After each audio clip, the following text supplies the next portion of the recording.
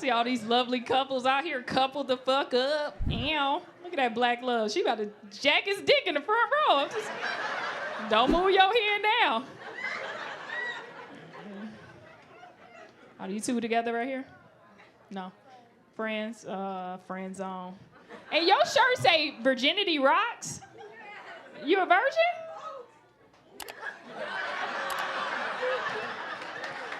She said she didn't know.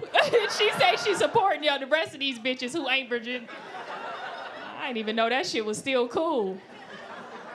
I feel bitches that was like virginity rock shirts back in college. Like, they used to kill people. Like, I'm like, bitch, you killing somebody. Where's that frustration going? I'm single. Any other single people other than me and her? Everybody clapping next to a man, too, ain't they? I'm like, why the fuck we don't go outside and be like, hey, you single? We single. Let's get together. Let's match. Shit don't never work out like that.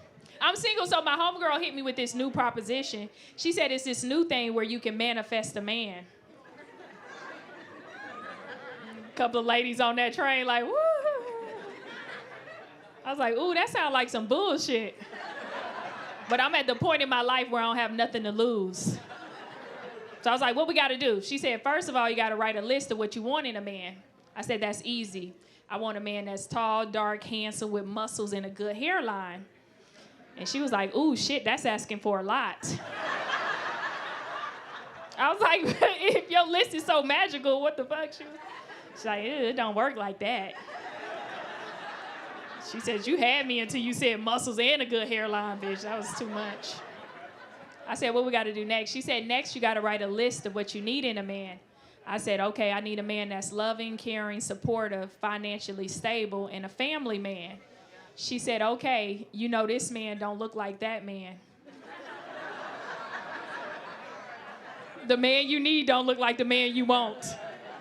And I was like, your little list is stupid. Why would we write two lists? So I ripped it up and I wrote one long-ass list and I kept it to myself. Because if I'm gonna commit to some shit.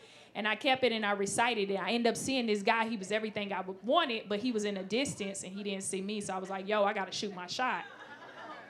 I'm afraid to approach men. Like, I don't give a fuck if I love you. I'm obsessed with you. I will never approach you because when I was 13, I was madly in love with this guy and he didn't love me back. But as an adult, I was able to process the reason why he didn't love me the way I loved him is because he was my cousin. My cousin was fine as fuck. I used to be 13 with no body at all, no ass, and I used to wear little booty shorts, and I used to drop shit over at his house, and he'd be like, yo, nigga, you weird. Get out of here. But I went up to this guy. I was like, hey. He was like, hey. I said, so, are you single? He said, yes. I was like, I was like, what do you do? He said, I'm a personal trainer. And I was like, ooh, broke. All the ladies know is no financial stability in personal training at all. Couple of people done fucked the personal trainer over here. Like, it's no security, you know what I mean? No life insurance, nothing. It doesn't, no health care. It's just good sex, just it. Yeah. That get old after like 2-3 days, you know? So my girlfriend said, see, I told you, go back to the list. And I thought about all the people that I know that are in relationships. Like, how long you two been together? 31 years. 31 years? Damn. Don't clap. He don't got on a goddamn ring. It's